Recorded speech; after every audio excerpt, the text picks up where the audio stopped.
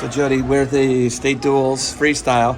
2016 is what I was told. Is that accurate? I thought it was 24, but we 24? might be at 26. I like it. Either way, it's the most we've ever had. Plus, we had a waiting list. So. Wait, wow. So you had to. Yeah.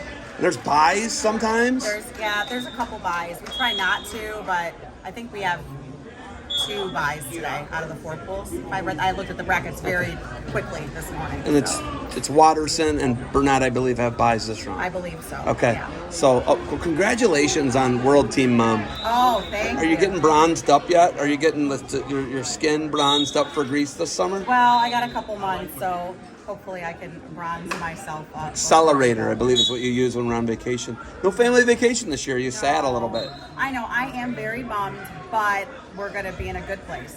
So. Okay. So Gray wins a 2 out of 3, won 2 matches separate. Kid from Texas. Yep. So that's good. And he's lost in that 2 out of 3 before, hasn't he? He has. He lost to Paul Kenny 2 years ago. 2023, he lost to Paul at 2 out of 3. Then last year he got 3rd. So winning this year was a pretty big deal for him. He's just been chopping wood the last couple of years. Very proud of him.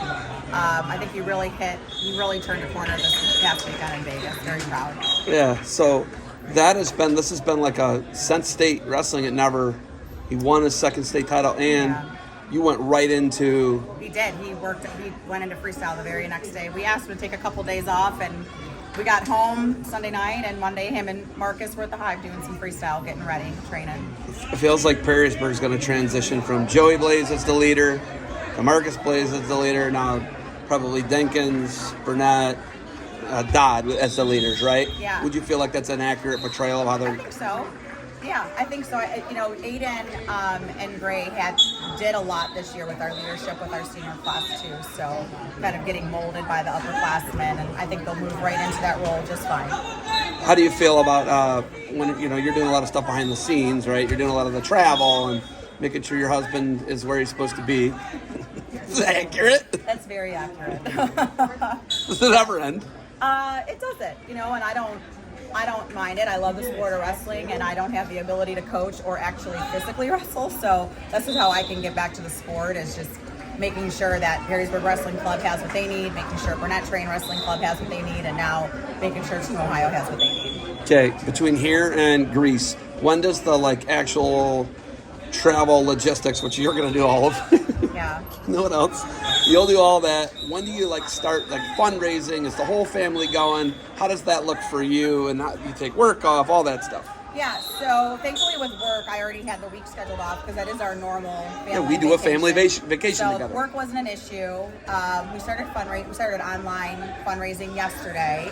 So that's one phase of fundraising. Gray's going to do a couple camps. Barbarian's going to help us out with some fundraising t-shirts.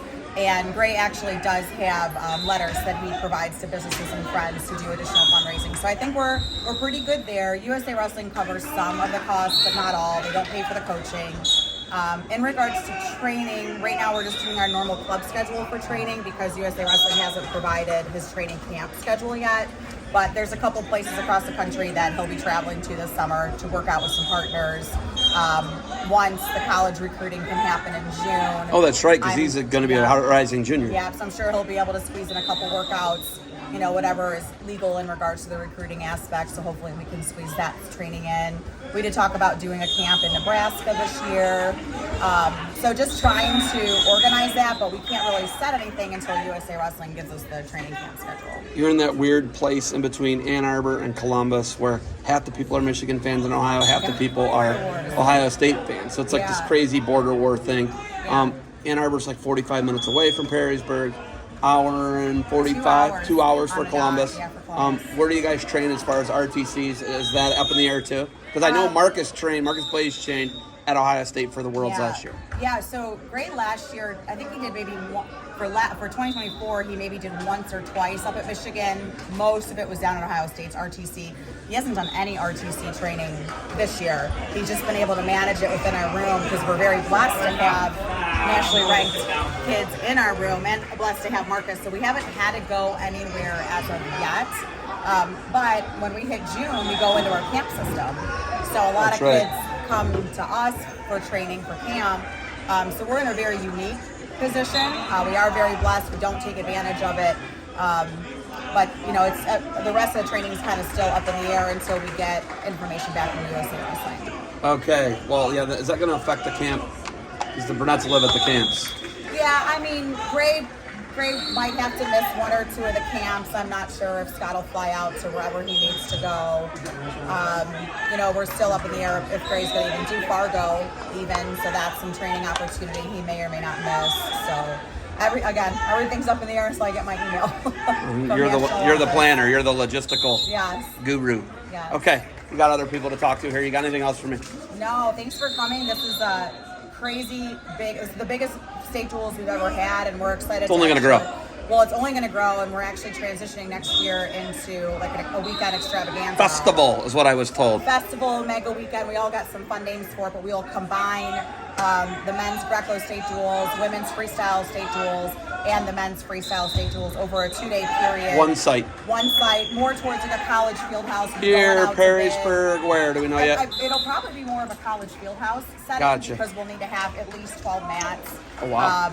And we'll be more vendors, sponsors, trying to using it more as a fundraiser for our dual teams, for our June national dual teams, and just put Ohio a little bit more on the map than what it already is for freestyle and Greco. So I think it's going to be a really good opportunity. So Don Mancini, this is his baby. He has built it over the years. He has done a phenomenal job.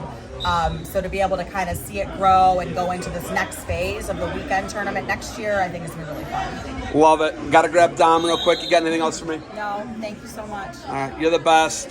Get bronzed up for Greece, and good luck moving forward. Thanks.